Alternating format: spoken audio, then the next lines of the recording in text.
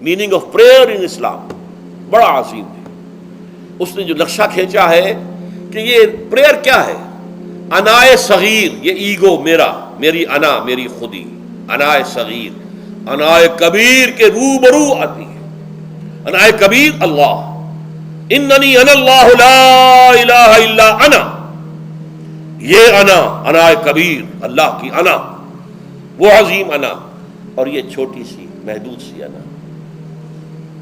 تو ہے محیط بے کراں، میں ہوں ذرا سی آبجو، یا مجھے ہم کنار کر یا مجھے بے کنار کر. اقبال نے پتہ نہیں کس جگہ کس کیفیت میں ڈوب کر یہ شعر کہا ہے. اے اللہ تو تو ایک ایسے سمندر کے مانند ہے کہ جس کا کنارہ ہی نہیں ہے، اور میں چھوٹی سی ایک پانی کی ایک چھوٹی سی ندی ہوں، آبجو ہوں چھوٹی سی. اب کیا شکل ہے؟ یا تو مجھے اپنے آپ میں ملا لے تاکہ میں بھی ناپیدا کنار ہو جاؤں. دریائے سندھ کا پانی جب سمندر میں گر جاتا تو سمندر ہی بن جاتا،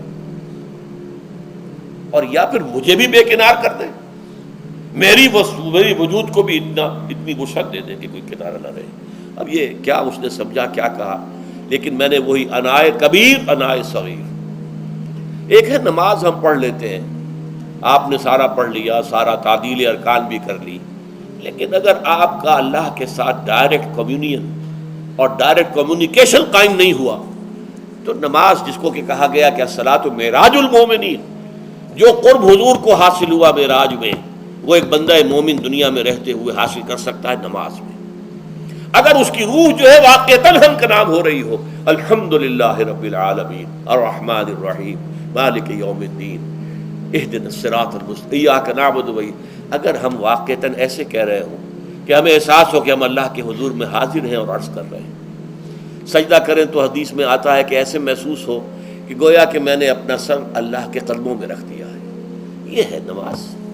اب جو گفتگو ہو رہی ہے یہ ہم کلامی ہے. الصلاۃ معراج المومنین، اہل ایمان کے حق میں یہ نماز جو ہے یہ معراج کے درجے میں. لیکن یہ نماز کیسے نصیب ہوگی اگر روح سوئی ہوئی ہے، دبی ہوئی ہے، پسی ہوئی ہے، مزمحل ہے یا مردہ ہے؟ یہ نماز کیسے حاصل ہوگی؟ چاہے آپ 5 وقت کی نماز پڑھ رہے ہوں، چاہے آپ نے ہیبٹ بنا لیا ہو نماز کو، چاہے خوش بھی ہو گیا ہو، لیکن یہ کہ جب تک وہ روح بیدار نہ ہو، جب تک ہم کلامی نہ ہو. افلاق سے آتا ہے نالوں کا جواب آخر، اٹھتے ہیں حجاب آخر، کرتے ہیں خطاب آخر.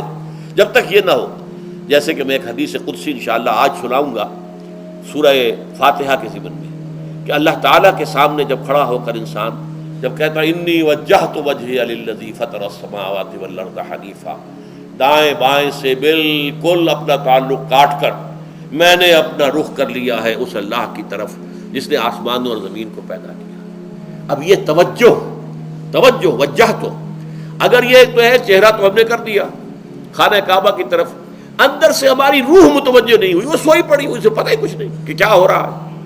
تو اس صورت میں وہ کیا ہے؟ ظاہری بات تو پوری ہو گئی، نماز کا ثواب ہو جائے گا، فرض کی ادائیگی کا ثواب مل جائے گا، لیکن وہ اصل نماز تو حاصل نہیں ہوتی. یہ ہے وہ بات کہ وَإِذَا سَأَلَكَ عِبَادِي عَنِّي فَإِنِّي قَرِيبٌ. اے نبی، جب میرے بندوں کی روحیں بیدار ہو جائیں، توانا ہو جائیں، حیات تازہ سے وہ ہم کنار ہو جائیں، اور پھر وہ میرے بارے میں پوچھیں، وہ میرا تقرب حاصل کرنا چاہتے ہیں، تو آپ سے پوچھیں تو کہیے میں قریب ہوں.